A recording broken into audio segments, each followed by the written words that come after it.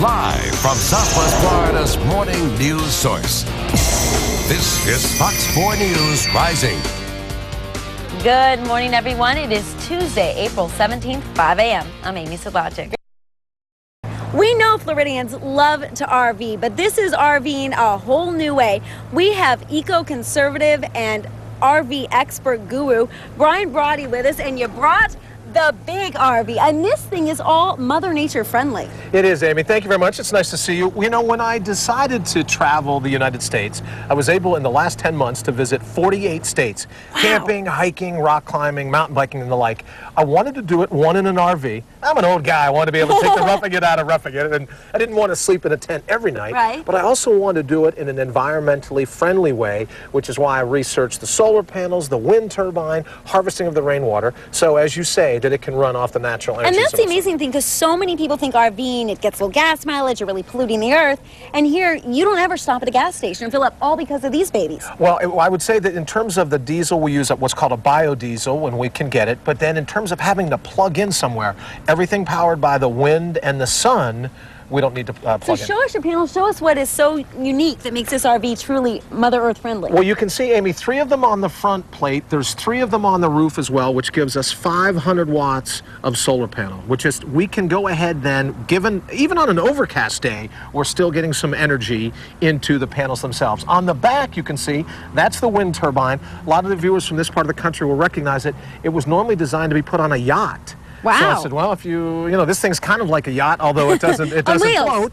So you could do it on wheels, and I designed the bracket on the back to allow us to do just that. And then there's a mother load, a brain panel, just like a computer, and that's how this thing runs and powers inside. Yeah, let me show you that real quick, because when you think of the Motosat satellites that we use to put our packages up to the internet, when you think of the microwave, when you think of the refrigerator, the fans, even the air conditioner, it's all powered out of this baby right here. That's it? That's your whole power system? Well, it's a power conversion system. This is a Xantrex. It's an RS3000. It takes those energies from the sun and the wind that are collected by the solar panels and the wind turbine and makes it so that we can use it inside of the rig for 12 volt or 110 in terms of the current. So everything happens right here. And the unique thing about all this, you got started because you got skin cancer. Still have and are fighting skin cancer, and you researched solar radiation. Yeah, I did. I wanted to see why it was. I don't smoke, I don't drink, I don't, all the things the doctors say, well, you must have been chewing tobacco your whole life. Never had any of that.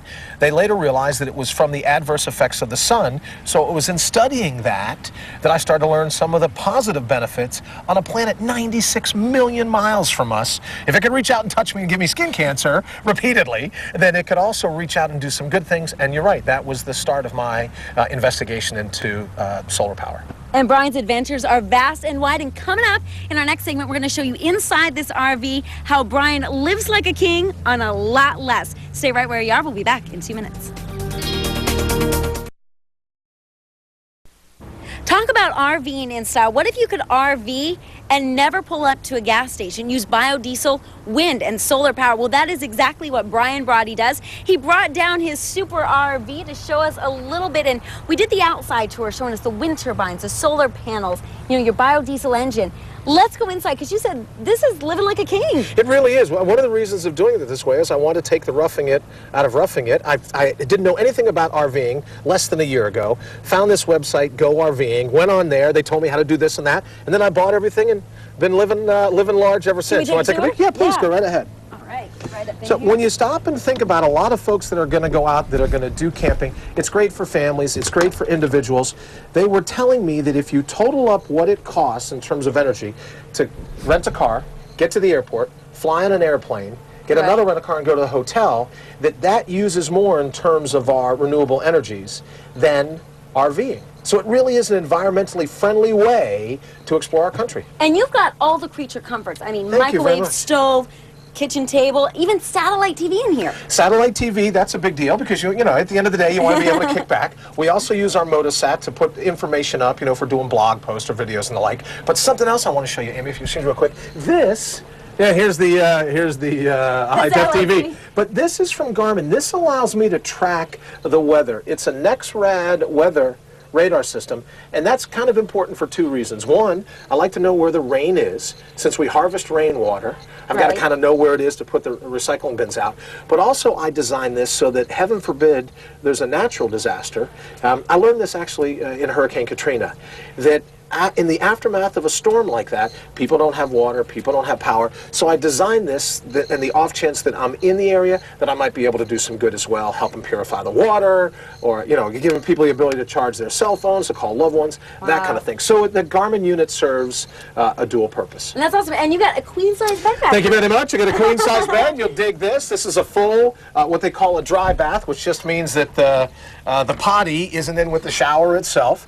So we've got a full shower again. And that shower's huge. People think it'd be a lot tinier. Well, I'm 6'4", and I'm able to fit into it, which was a big deal when you think about someone my height, that I can move through here. Get my hat on to stand up. And notice Brian's 6'4". I'm standing on this ledge to be. And the portable peach crate. There you go. But that's it. I wanted to find a way of being comfortable.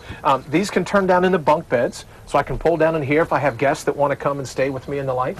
So I really have taken the refrigerator and freezer, the microwave, even the air conditioner, thanks to the Xantrex, even the air conditioner and the Motosat, the satellites, all powered by the sun and the wind, that natural energy, which I just dig, Amy. It becomes addictive, because at the end of the day, you're like, hey, I got the solar panels facing the sun, so my friends will go, where's Brian? Oh, he's just moving this rig. I'll point it right into the sun, because it's contagious. When you realize that you're using an energy source the way nature intended it to be used, you just always want to do it. I've become crazed about, you know, using the sun and the wind. And one of your big features this year is you're doing Everglades conservation. You've been down in the Everglades and really want to help with that effort in the water conservation. And not only that, but fresh water worldwide. You know, we've gotten a little lazy in this country, sad to say, that you turn on the tap, there's water there. You take a shower, there's water there. But it's not always been that way, and it may not always be that way in the future. So the things that we can do to lessen our load on our fresh water reserves, we're all going to be a lot happier 10 years from now if we do.